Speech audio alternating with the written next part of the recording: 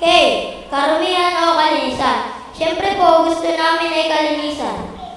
Kung kaya, pangangailangan namin mamuhay na ligtas sa polusyon. Dati-dati, kaming mga bata ay malaya pang nakakapaligo sa ulan. Subalit ngayon ay sakit ang idinudulot nito. Ang unting-unting pagkabutas ng ozone layer ay nagdudulot din ng maraming karamdaman, katulad ng sakit sa balat. Dati-dati, kaming mga bata ay makapaligo pa sa paliguan. Subalit ngayon, ito ay unti-unti nang nawawala. Dulot ng basura at dumi ng pabrika na dito lang itinatapon. Laganap ang polusyon. Polusyon sa hangin o kalawakan. Polusyon sa lupa at polusyon sa tubig. Ano pa kaya ang buhay ang naghihintay sa amin? Matindi talaga ang problemang dulot ng polusyon. Ang lahat ay naapektuhan nito, pero kung tutuusin, sa atin din ito nanggaling. Ngunit may solusyon sa polusyon, sa kalikasang sinisira ng tao. Dahil tungkulin ng mga nagtitiwala kay Jesus na pangangalagaan at iingatan ng lupa, karagatan at hangin. Kaya sa aming murang edad, mahalaga ang turo ng nakakatanda upang ang mga polusyon di lamang sa kalikasan, kundi at sa pag-uugali ay aming maiiwasan. At nagpapasalamat po kami sa inyong mga magulang dahil sa katuroang nagmula sa Diyos. Ang aming natututunan ay dahil dyan. May kay na kaming mamuhay ng ligtas sa polusyon. Magandang umaga po sa lahat.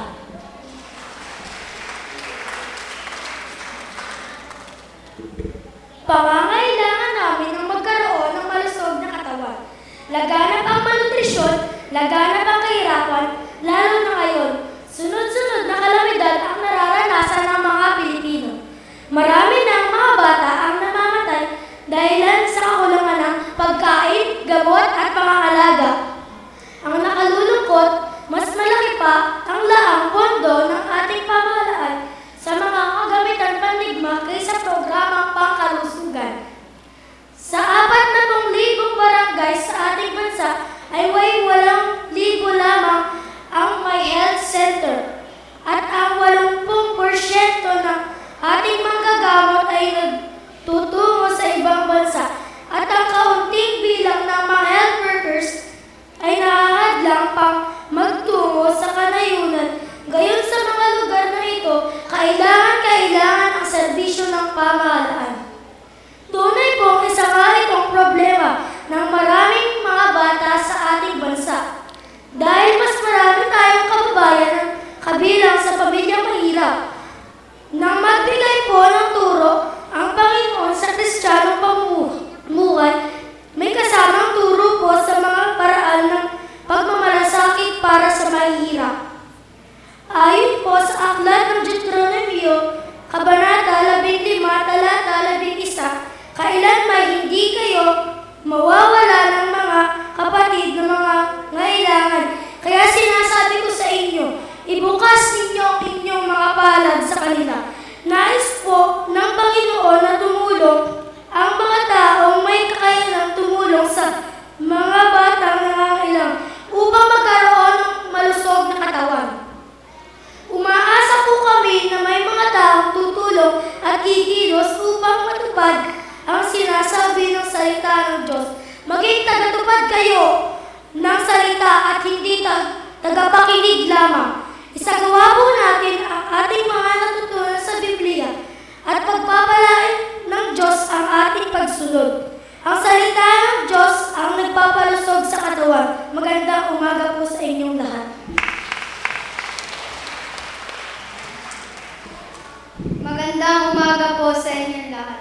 Pangangailangan namin na makapagpahayag ng sariling pananaw. Bakit ganoon? Bakit hindi kami pinakikinggan?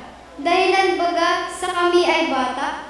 Sa loob ng tahanan ay nasusupil ang aming mga damdamin at kaisipan, sapagkat ayon sa aming mga magulang, kami raw ay bata pa at mga anak lamang.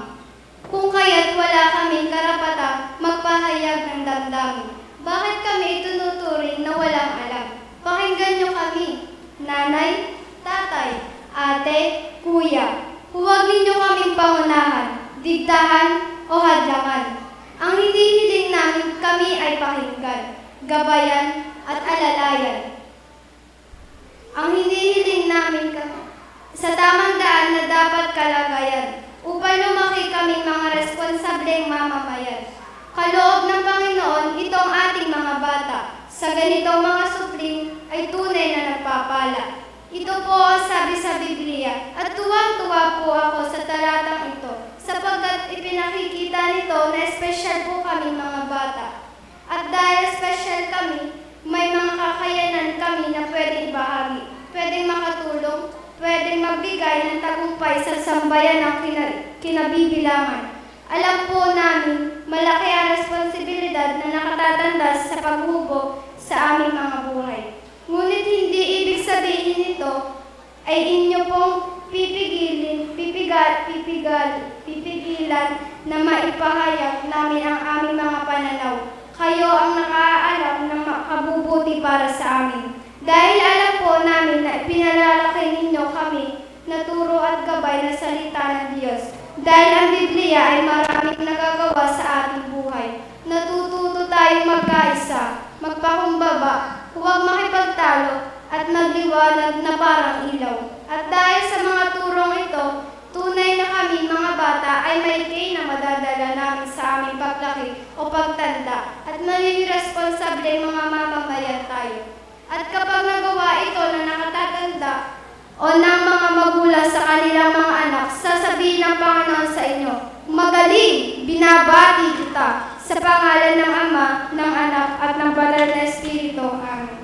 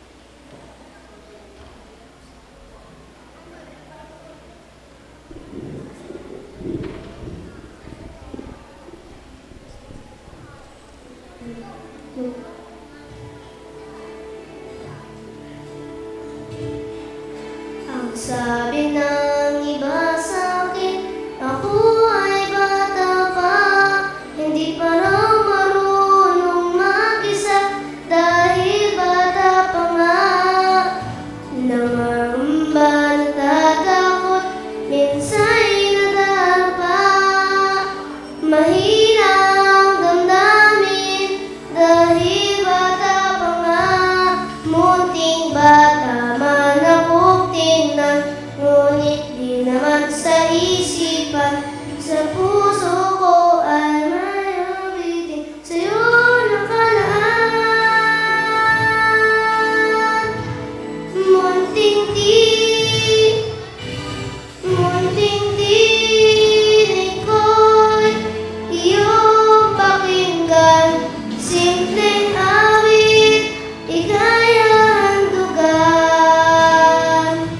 Pasasalamat ko'y sa'yo dahil inibig mo kahit bata ako.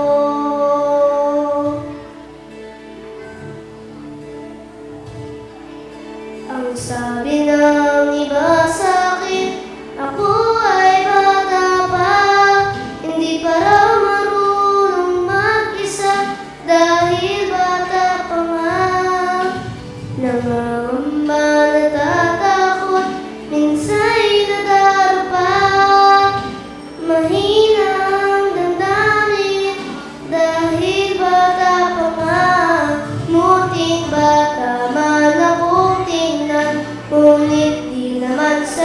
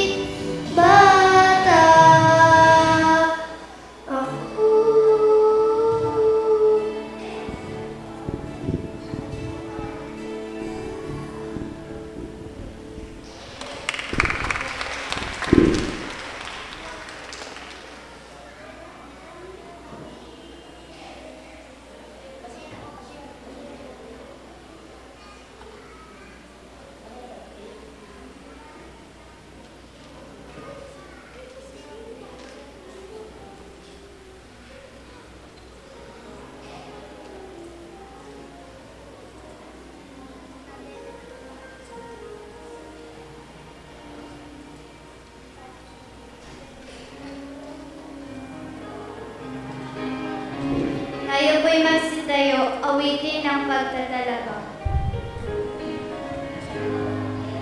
Sa buong sanlibutan, di mabilang ang bata na hindi naaabot ng balita. Tunay na sila'y mahal tulad ng ibang hirang, ang mga bata'y kanyang minamahal. Mahal ni Jesus ang bata sa buong sanlibutan. Ang pulat kayo manggi, ang dilaw itim puti, si Jesus tunay na di nagtatangi. Daing nating bata, dapat na iligtas din, sino ang may hilig na ito'y gawin? Ang mga hiyas ng Diyos, dito natin dadalhin, sa katungan ni Kristo'y kukupkupin. Mahal ni Jesus ang bata sa buong sanlibutan. Ang pulat kayo manggi, ang dilaw itim puti, si Jesus tunay na di nagtatangi. Ang mga buhat sa buong sanlibutan, nararapat na ating balitaan. Kung ito ay gagawin, ang pangako niyang buhay, buhay na walang hanggang makakamtan. Mahal ni Jesus ang bata sa buong sanlibutan. Ang pulat kayo manggi, ang dilaw itim puti, si Jesus ay walang itinatanggi.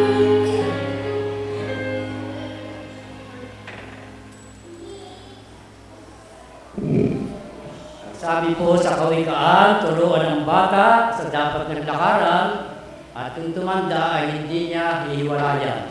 Baliktad na po. Ang bata po ngayon ang nagsesermon sa magulang. Tayo po ay manalangin. Walang hanggang Diyos na aming Ama, kami po ay nagpapasalamat dahil sa iyong paggabay sa aming pananambahan sa umagang ito. Salamat din po, O Diyos, sa mga bata na ginamit mo o sa kanilang mensahe ng awit, mensahe ng sermon na nagbibigay sa amin ng inspirasyon upang kaming mga magulang ay aming suportahan ang ating maliliit na bata. Nagpapasalamat din kami, O Diyos, sa mga kapatid naming lumalapit sa iyo at lumuluhod tanda ng kanilang pagpapakumbaba. Sila po, O Diyos, ay nagpapasalamat dahil sa kanilang pagsilang, dahil sa iyong pagpapagaling sa kanilang karamdaman, dahil sa mga biyaya na kanilang tinatanggap, dahil sa iba't ibang pagpapasalamat. Sila po ay nagtatalaga ng kanilang buhay at maglilingkod sa iyo habang sila ay nabubuhay. Pagpalain mo po ang mga kapatid namin ito na nakaluhod at lumapit sa iyo. Pagpalain nawa kayo ng Panginoon at ingatan kayo. Paliwanagin nawa ng Panginoon ang kanyang mukha sa inyo at mahabag sa inyo. Ilingap nawa ng Panginoon ang kanyang mukha sa inyo at bigyan kayo ng kapayapaan mula ngayon at magpakailanman. At gayon din po sa aming lahat, O Diyos, na narito sa sanktuaryo, ay gagawad po ninyo sa amin ang iyong bendisyon. At ngayon, ang masaganang biyaya ng ating Panginoong Jesucristo, ang dakilang pag-ibig ng Diyos Ama, at ang pakikipisan, aliw ng Espiritu Santo, ang siyang sumaati nawang lahat mula ngayon at magpasawalang hanggan.